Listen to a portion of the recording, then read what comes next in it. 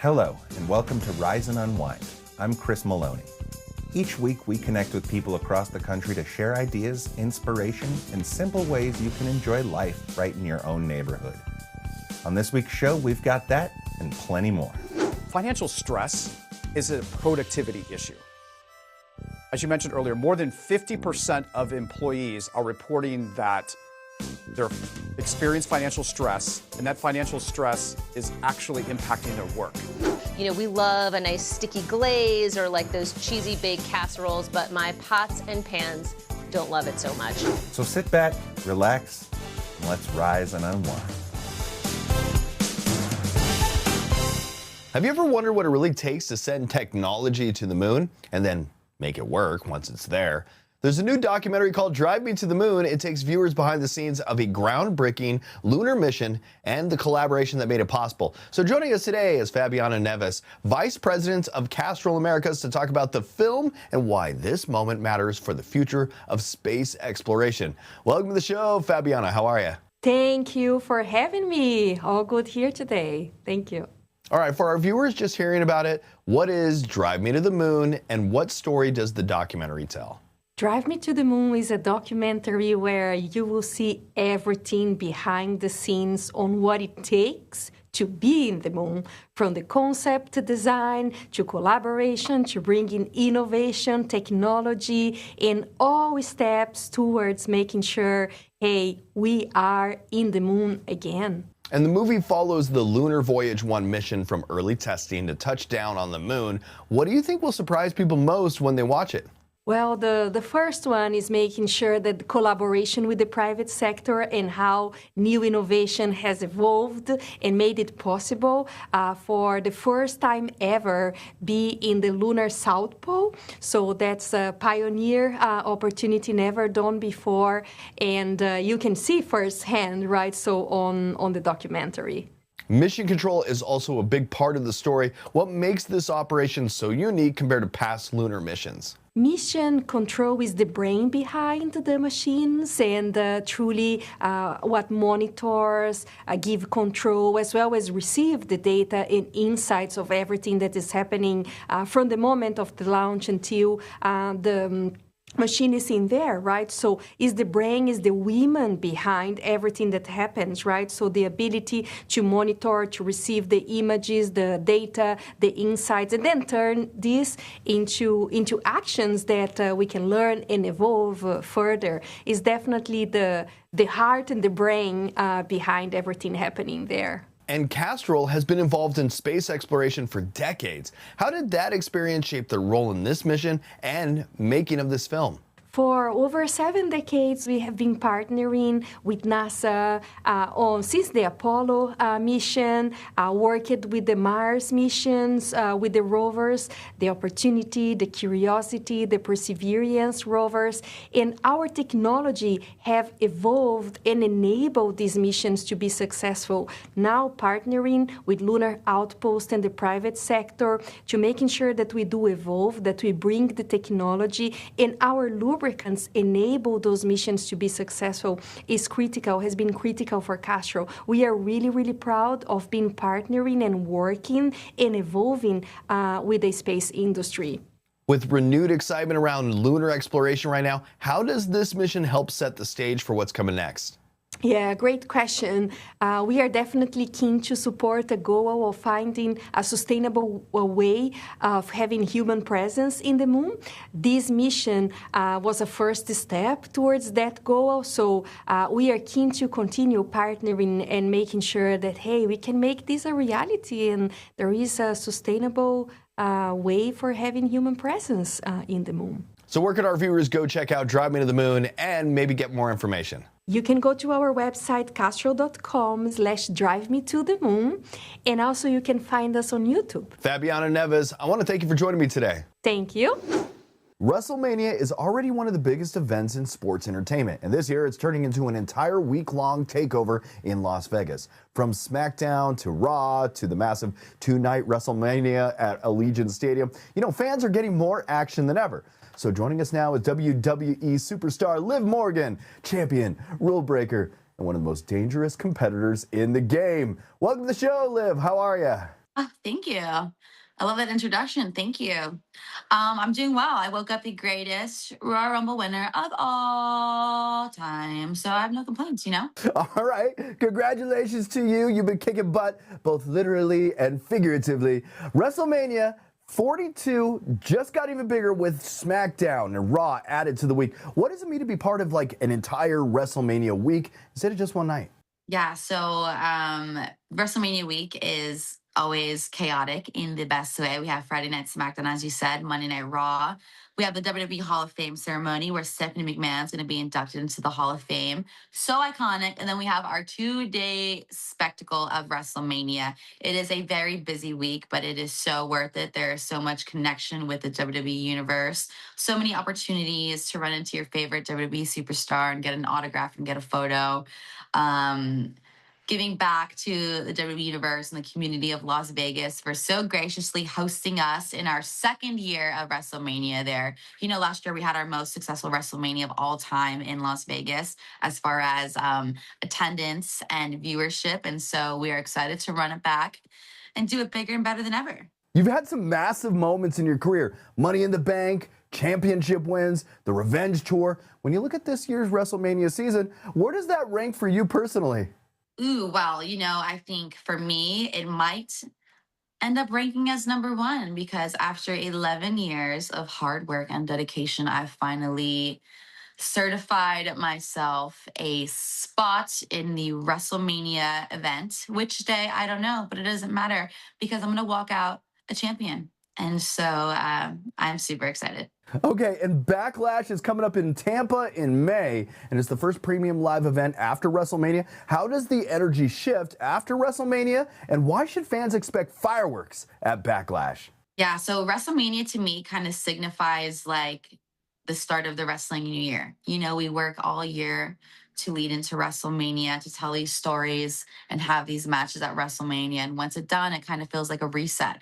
So Backlash being the first PLE in the wrestling new year, as far as I'm concerned, in Tampa, where I'm currently from. So I kind of feel like the hometown hero walking in a brand new champion. So you can expect excitement, chaos, and I'm known to be a little bit messy. So you can expect a mess.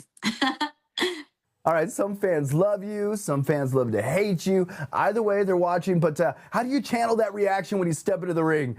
Kind of exactly what you said. You know, they either love to hate me or hate to love me, and I welcome and appreciate it all because I don't really care what you think about me, respectfully. You know, it is what it is, and I'm going to do the same thing that I do regardless. But I appreciate the noise. Everything that we do is for the audience and for their energy. So whether they're cheering or booing me, I appreciate it nonetheless. Maybe you should challenge some of them to the ring themselves. They can't handle me. Are you kidding me? All right, for anyone who's never experienced a WWE live event in person, what's different about being inside that arena compared to like just watching it at home? Yeah, so, you know, watching at home, you get all the camera angles, you get the commentary on your TV. It's a very much more intimate, controlled experience. But live, you have the energy of the hundreds of thousands of people that got a ticket with you that are cheering or booing their favorite WWE superstars. It is such a mix of athleticism, sport, entertainment, blended in a way that only WWE can provide. So you are definitely in for a treat because WWE is for everyone and we want everyone to be entertained. So you bring your mom, your uncle, your cousins, your dog. I don't think dogs are allowed in the venue, so you can't bring your dog, but your dog can sit and enjoy at home if you don't come to the show. But I recommend coming to the show. I've also heard that you're becoming a movie star and have a project on the way. I have something on the way. Bad Lieutenant, I filmed in Japan last year. It's going to hit theaters in September.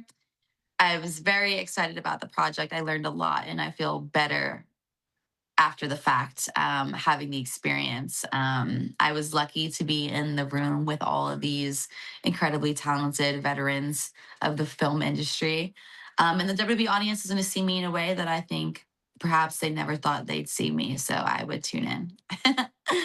Liv Morgan, I want to thank you for joining me today. WrestleMania 42 takes over Las Vegas April 18th and 19th at Allegiant Stadium, with SmackDown on April 17th and Raw on April 20th at the T-Mobile Arena. And WWE Backlash heads to Tampa on May 9th. You can get your tickets and full event details at WWE.com. Liv, I want to thank you for hanging out with me today. Thank you. Have a good day. And don't forget to watch me. Future champion over here, okay? Reality TV families come and go, but the Robertsons somehow turned beards, duck calls, and family chaos into a cultural phenomenon. Now they're back with Duck Dynasty: The Revival, following Willie and Korie Robertson as the family grows. The kids start their own lives, and the Duck Commander legacy just keeps evolving. The new season even opens with a tribute to Phil Robertson, while the rest of the clan brings plenty of the humor that fans remember. Joining us now are Willie and Korie Robertson. Great to see you both. It's great to see the Robertson family back on TV. What made this the right time to bring everyone together again? Well, we kind of looked up and all of our kids were back. After the show ended in 2017, we had a really busy run, so we were ready to take a little break. And then all our kids scattered and went off to college and got married and all the things. And we looked up one day and all of our kids were here back home. We all live right there together on this little family compound, and our kids all work with us in some capacity up at Duck Commander within the warehouse. And so thought it'd be fun to kind of give the fans a little update into our life and where we are now.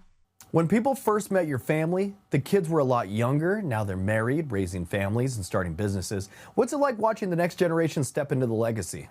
Oh, man, it's been a blast. Yeah, for sure. We had...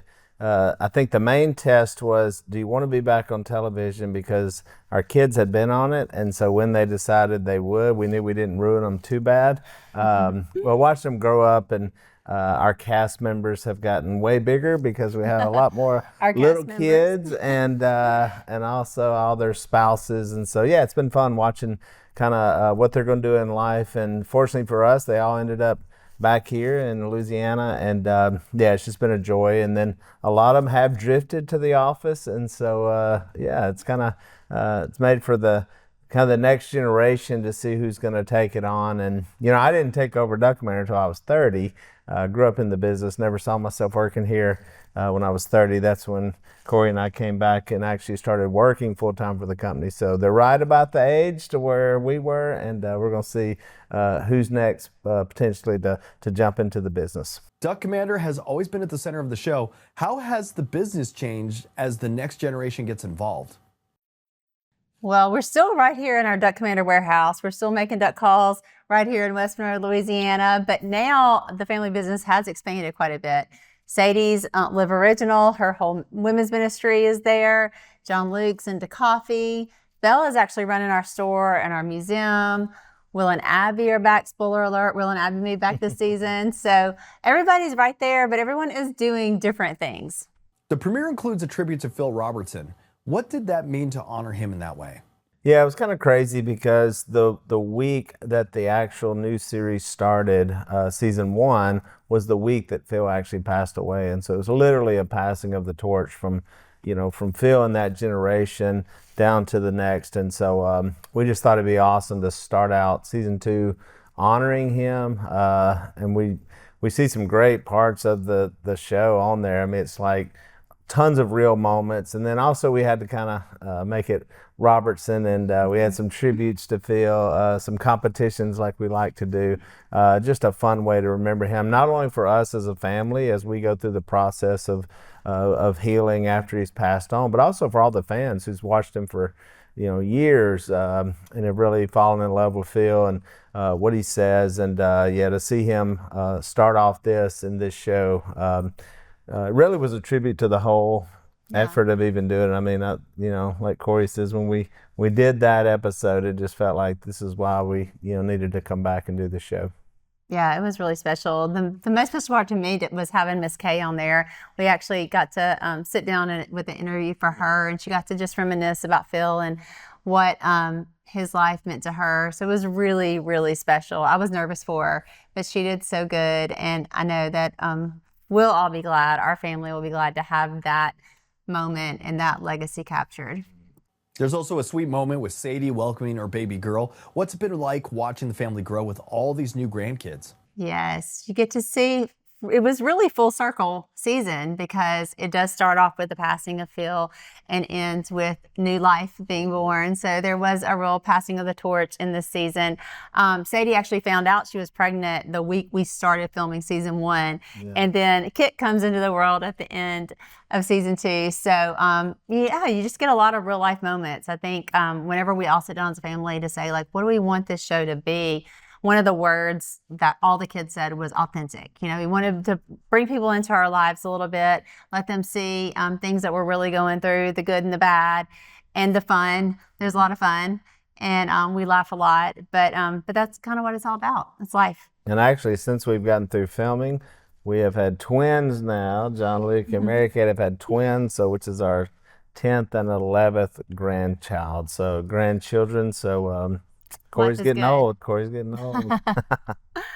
And your family has always mixed humor with deeper conversations about faith and life. Why do you think that resonates with so many viewers? Yeah, I think, you know, I think our take in life is always tried to be not take ourselves too seriously. And so when you get thrust into the spotlight and the fame, I think you really kind of find out who you are and what you want to be and what you want to promote. And I think it all for us came back to what our core was, which was faith, which is why we even did the show in the first place. Was really just to potentially get the gospel out to more people, to have a bigger platform. And so I remember talking to Phil about that, and Phil was not interested in doing the show at all when we first pitched it to him. And we talked through how it could actually get the gospel out to more people, and we certainly saw that happen. Not just through the show and through having a positive show that everybody can watch, but also through the books that have been written, the podcasts that have been done, the movies that have been made. You know, all the things that you know we felt strongly about to put out there, that we had a passion for. And when you mix that with fun and humor, I think it's just a great combination, because everything is so serious now, and the world's serious and it's tough, and there's problems and politically, and everybody is at each other's throats. And so I think Duck Dynasty was a great show for people to sit down and watch and just kind of take a break and go, let me just smile and laugh and think about more positive things. When people watch this new season, what do you hope they take away from the Robertson family today? You know, I think we want people to just see real life and see that, you know, we're not perfect. Nobody's perfect, but we do all come together at the end of the day, you know, around the table. I think that moment of the original Duck Dynasty is still happening for our family. And so it's in this season as well, that moment where we come around the table together. We thank God for what we have. We thank God for our blessings, and we forgive whatever grievances we might have or whatever fights we might have throughout that episode or that week. But I just think that's really important. I think that's what resonated with people the first time around, to see a family that isn't perfect but that loves each other, and to see people who put faith at the center of our lives. And that's who we are. It's what we do. It's what we've continued to do. And we hope that resonates with people. Yeah, and I hope that they see how important our family is to us, and how much we intentionally pour into our family to keep us together, to share meals together, to share in each other's joys and bursts, but also the struggles, and, you know, when you're down. And so that's the importance of family, and that's why we made the show, is actually for other families as well, so that they can have another time to get together, spark a conversation, and just really promote family. And so our family has always stayed together through it all, and so it's so important and vital. And I think this show would help, hopefully help families get a little smile, but also remember how important family actually is. I want to thank you two for joining me today. You can catch Duck Dynasty: The Revival on A&E, with new episodes airing Saturday nights at 10 p.m. Eastern. It's also streaming on the A&E app and at anetv.com. Willie, Korie, thanks for spending a few minutes with us. Financial stress is something a lot of people are dealing with right now, and it doesn't stay at home. It's showing up at work, affecting focus, productivity, and even attendance. Geoff Howard is the CEO of the Money Confidence Project, helping companies support employees through that stress in a meaningful way. Welcome, Geoff. Hi, Chris. Nice to meet you. Thanks for having me today, especially since this is Financial Literacy Month. I did not know that. Geoff, for viewers who may not be familiar, what is the Money Confidence Project, and what's the goal behind it? So, Money Confidence Project is a nonprofit that's focused on, to put it simply, to take away the anxiety out of finance. So financial anxiety is a huge issue. Of course, there's plenty of content, resources, and tools out there that actually help teach us about money. But despite all the tools that are out there and all the learning, people are still anxious about money. So we asked ourselves, why is that? And what is it that we can do to help people become more confident with money? And how can we help people create healthy financial habits? So Money Confidence Project, we took a different path. And our programs that we offer are focused on what we call the human side of money, which recognizes that each individual has their own personal relationship with money that may be different from someone else's. You offer several programs. What kind of support are employees actually receiving through those? So we have 3 programs that all are very different but leverage the power of entertainment to deliver on this human side of money. First of all, we have Million Stories. Million Stories is a content channel that focuses on real stories about real people and their relationships with money. And then we have Venture Valley. Venture Valley is actually a tournament-style competitive video game where you players actually learn financial skills through gameplay. And finally, we have Groove. Groove is a personal finance app that identifies a user's unique money personality and then adapts to that accordingly. And Groove was actually developed with the help of researchers from Duke University's Common Sense Lab. So it's actually found in solid behavioral science. That's super cool. So we're hearing that the financial stress is impacting the workplace. How does that show up for employers in real terms? So financial stress is a productivity issue. As you mentioned earlier, more than 50% of employees are reporting that they're experience financial stress, and that financial stress is actually impacting their work. And nearly 50% of employees also reported that they're actually missing work because of it. And the impact of this is staggering. The estimate is that U.S. employers are losing $250 billion a year in productivity due to employees' financial anxiety. And so it's for this reason that we actually encourage all employers to adopt some form of financial wellness program for their employees. So if a company wants to take action, what does the process look like to begin working with your organization? We offer license and sponsorship opportunities for all of our programs. For example, an employer could license Groove from us and then offer that to their employees as part of their employee benefits package. Because we're a nonprofit, we reinvest what we receive in these license fees and sponsorship revenue all back into our organization so that we can continue to develop our programs and do the good work that we're doing. And where can people go if they'd like to learn more information or get involved? People can learn more about us, our programs, and more importantly, how to partner with us at moneyconfidenceproject.org. I want to point out that our entire distribution model is based on partnerships. So we rely heavily on those, and it's through these partnerships that we're able to realize our mission. Excellent. Geoff, Howard, thank you so much for joining us today. Of course, thank you very much for having me. Small changes at home can add up quickly, especially in the kitchen. A lot of families are now turning to refill systems as a way to save time, cut costs, and reduce waste. Joining us this morning is home and lifestyle expert Evette Rios with some practical ideas to make everyday routines easier. Good morning, Evette. Good morning. Thanks so much for having me. Evette, what are some ways families can simplify their kitchen routines and save time day to day? You know what, you mentioned it. We're all looking for, those simple upgrades that can save us time and save us money and even effort. And refilling your dish soap is one of the easiest changes you can make. But believe it or not, only about 12% of households actually go through the trouble of doing it. Most people are still going out and buying a brand new bottle every time they run out, which means, more trips to the store and more money spent on buying instead of refilling. But what's super exciting is that there's a new design that's making refilling easier than ever. It's the new Dawn Platinum refill jug, and it's designed to be ergonomic and simple to use. So it's something that used to feel a little messy and inconvenient, now can just become a smart kitchen habit. What makes refill systems such a smart option for households right now?